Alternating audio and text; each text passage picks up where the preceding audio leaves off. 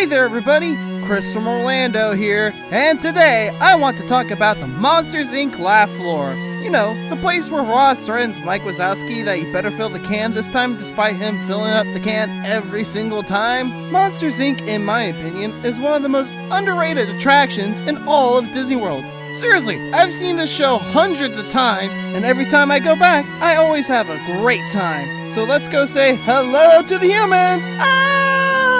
As we take a look at the experience at the Monsters Inc. laugh floor.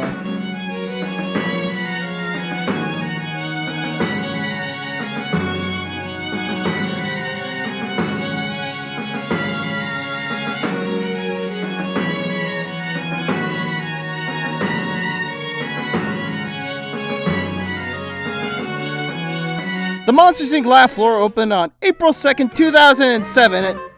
Hang on. April 2nd. April 2nd? Seriously? April 2nd. What? Oh, I'm dropping the act here real quick because this is something that has been legitimately bugging me for the past 3 years. Why April 2nd? You know, it's not like there's a well-known holiday dedicated to jokes and comedy that happened literally the day before. And in all my research, I can't find a single reason why it didn't actually open up on April Fool's Day. Maybe April 2nd was a Saturday or Sunday and they wanted to capitalize on the weekend crowds? Nope, it's a Monday! Was there a catastrophic mechanical malfunction meaning they couldn't open it that day? Was there a fire? Some crucial paperwork Mike forgot to file with Roz? I don't know! If you know any Imagineers that worked on this project, please tell them to get in contact with me because this is legitimately keeping me up at night. Also, if you're wondering why I didn't actually do this video around April 2nd, it's because I suck at planning these things. Motivate me to be better by leaving me a subscribe. Alright, sorry about going off on that little tangent immediately, but back on track. The Monsters Inc. laugh floor opened on April 2nd, 2007, replacing the previous attraction, the Timekeeper. You enter the attraction via the Tomorrowland Expo Center. More info on that in the eye on the screen now. At the Expo Center, you will see a set of double doors powered by the laugh canisters from the movie. While waiting for the next show to start, you have the ability to text in a joke to the number 42319, a reference to the famous kid contamination code from the movie, using the keyword for your show. Look at the TV screens for your code. Once the doors open, you'll be transported to the Monster World.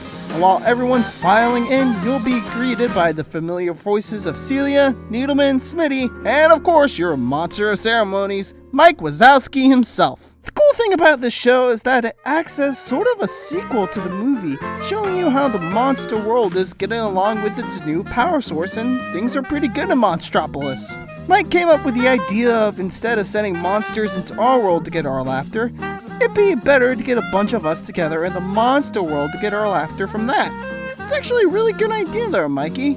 Makes you wonder why they didn't do something similar while they were collecting screams. You know, take kids to the Monster World in order to make them scream, and I just realized that's the bad guy's plot from the movie, never mind. You also see that the switch to laugh power has also affected not just Monsters Inc., it's affected the Child Detective Agency, now known as the Comedy Detection Agency, and Monsters University, which now teaches their students how to make people laugh.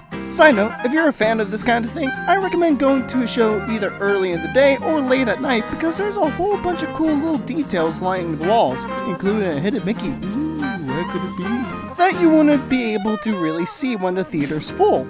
After the pre-show is done, you'll be led into the theater. Once you enter the theater and keep moving all the way down, don't stop in the middle. Seriously, if you stop in the middle, you suck. You'll see people pop up on the screen with funny tags under them. It's a cute gag, keeps people on their toes. Once everyone is pretty much seated, the monsters will select someone to buy free churros for everyone! Which, why don't you have a churros cart near the laugh floor? That's free money, yo! And one of the Boyles will come out to warm up the crowd. So, 95% of the time when you go to the laugh floor, you'll see Buddy Boyle. You know, the best part of the show, despite the pre-show and Mike himself putting him down. But did you know there are 2 other Boyles? Yeah, they're pretty rare, so freak out if you've ever seen them. First is Besnose Boyle, and oh my god, I love him! Legitimately, the guy who does Beznos, and it is just the one guy, does his routines so differently from everyone else, the Imagineers straight up designed his own special puppet. So if a bluish buddy comes out with an accent of indeterminate origins, you're in for a real treat.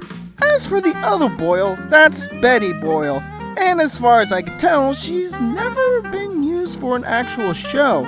At least one that's been recorded and been put onto the internet. Betty is of course a female Boyle that's programmed in and just never used. And I have no idea why. I've only seen her 3 times.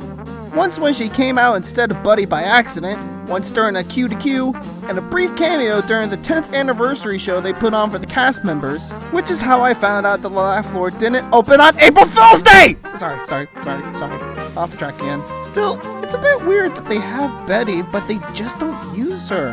Hashtag we want Betty Boyle. Come on people, let's get it trending. So after warming up the audience, Roz explains that you'll need to fill up the giant canister, otherwise they might not have enough power to open the exit doors, and a bit that always brings out the sarcastic laughing guy. Side note, don't be the sarcastic laughing guy. At which point Mike comes out, welcomes everyone, and introduces the star of the show, that guy. Now, I don't get why the that guy bit is funny, but it is. It's a running gag throughout the whole show, but it's literally just pointing out that guy, and even if the monsters pick someone who isn't dressed up silly or plays along, even if that guy just sits there, it's hilarious, and I can't figure out why. It must be a class they teach at Monsters University. After the scene, Mike brings out onto the stage Mac and Jeeves, or Salmonella, depending on who's working that day. The two-headed monster will then do one of 2 skits.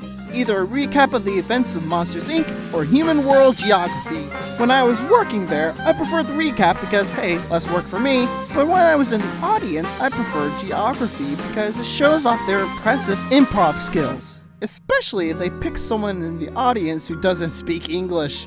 It's really impressive to see how they get the job done. After their set, Mike will bring out the best part of the show, Buddy Boyle, for his skit. Buddy has 3 different bits. The first and most common is the telepathetic skit.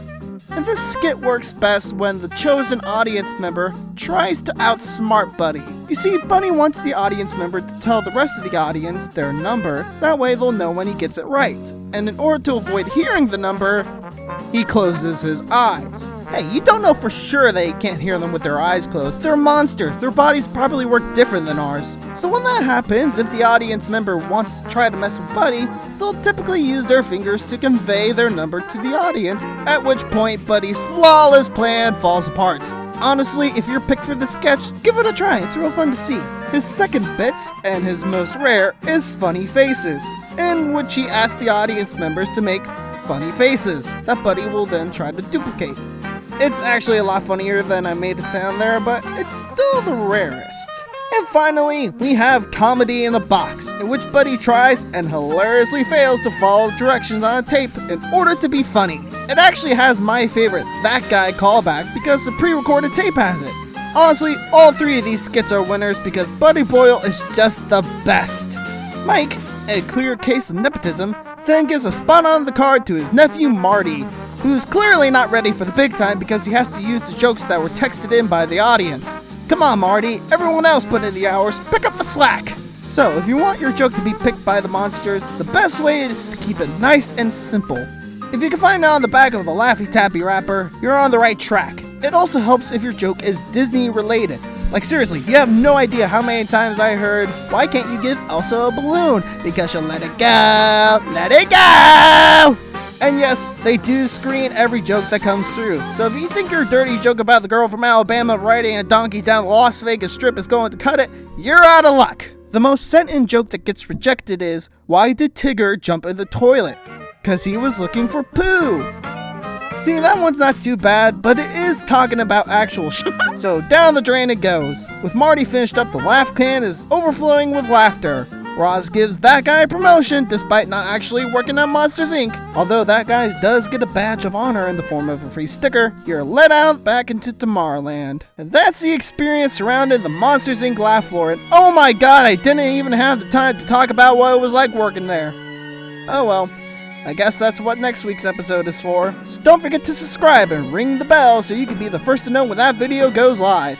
And while you're down there, why not leave a like, a share, and a comment on which of the monsters is your favorite? I'm Chris from Orlando. And if you were to actually buy churros for everyone in the audience, it'd cost you over $1,800. Take care, y'all. One love. Don't hurt nobody.